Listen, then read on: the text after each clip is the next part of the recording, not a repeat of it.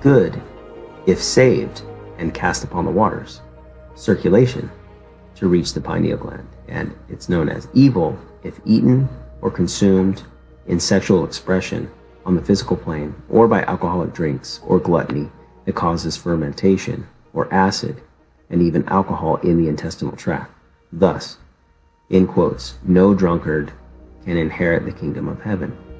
For acids and alcohol cut or chemically split the oil that unites with the mineral salts in the body and thus produces the monthly seed.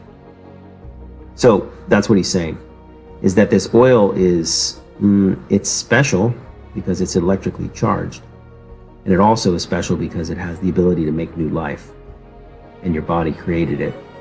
But it's also very fragile based on the way you treat your body.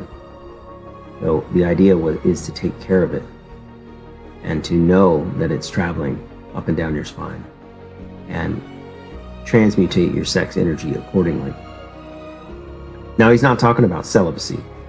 He's talking about knowing the body and using that energy at the right time for the right things going on. The seed, having the odor of fish, was called Jesus, or iktos, which is Greek for fish, and nun, N-U-N, Hebrew for of life.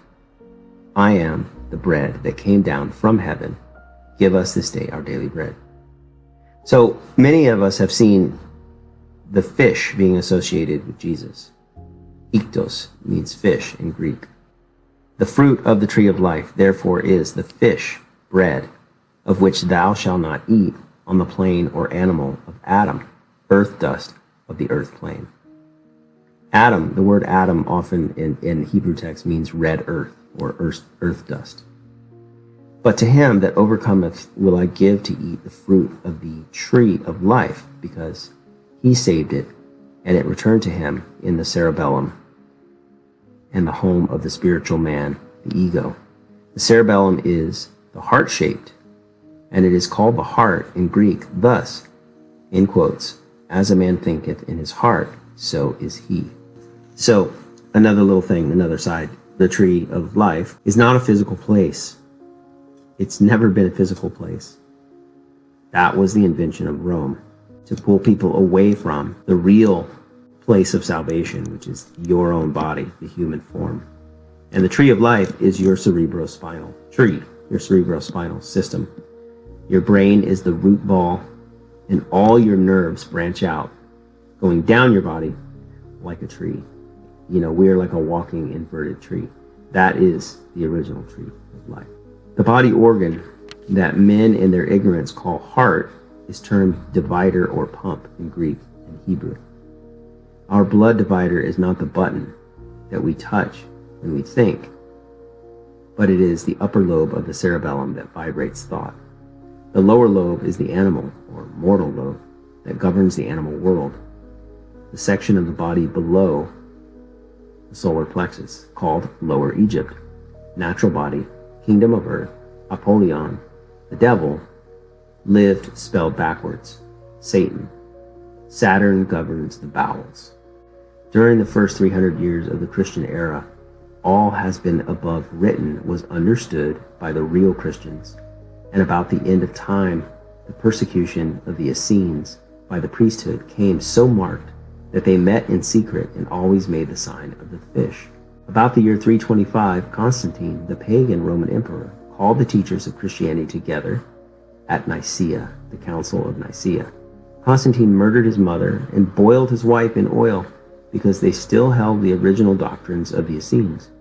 Constantine was told by the priests of his time that there was no forgiveness for crimes such as his, except through a long series of incarnations. But the Antichrist sought to concoct a plan by which he hoped to cheat the cosmic law. And so it came to pass, after months of wrangling and fighting over the writings of the primitive Christians who clothed the wonders of the human body in oriental imaginary imagery, that the council sometimes, by a bare majority, voted and decided which of the manuscripts were, quote-unquote, the Word of God, and which were not. So we all know that the Council of Nicaea was where the Bible was canonized, edited, huge parts of it were taken out, and other parts were written in. which is pretty obvious to see. There were supposedly 12 disciples, but there's only 4 accounts of them in the Bible, the 4 Gospels, Matthew, Mark, Luke, and John. Well, where's the other 8? Well, they were all there, but they were conveniently edited out for all kinds of political reasons. The very important point in the minds of those ignorant priests, whether or not an angel had wings, was decided in favor of wings by three majority. The minority contended that as Jacob let down the ladder for the angels to descend and ascend upon, it was a prima facie evidence that the angels do not have wings. Okay, what he's talking about there in that paragraph is that Jacob's ladder was not a real event that some man named Jacob witnessed. Jacob's ladder was a story, an allegory that talked about the spine, the ladder that angels went up and down are the 33 vertebrae of the spine. And angels are angles of light. They're also called messengers in Hebrew. The point is that Jacob's ladder it's not a story of a man named Jacob. When you read multiple spiritual traditions from all over the world from different sacred texts, you can't help but realize that they're always talking in metaphor or parable or allegory. So the Bible should be no different. And there's certain people that want to take it literally, but you're talking about something spiritual. And so the only way to get at something abstract is to put it in some sort of language, some sort of story, or some sort of way to reference the context of it. So spiritual texts are almost always referring to some sort of metaphor. Just think for a moment upon the colossal ignorance of these priests who did not know that Jacob in Hebrew means heel catcher or circle, a ladder that referred to the influence of the signs of the zodiac upon the earth.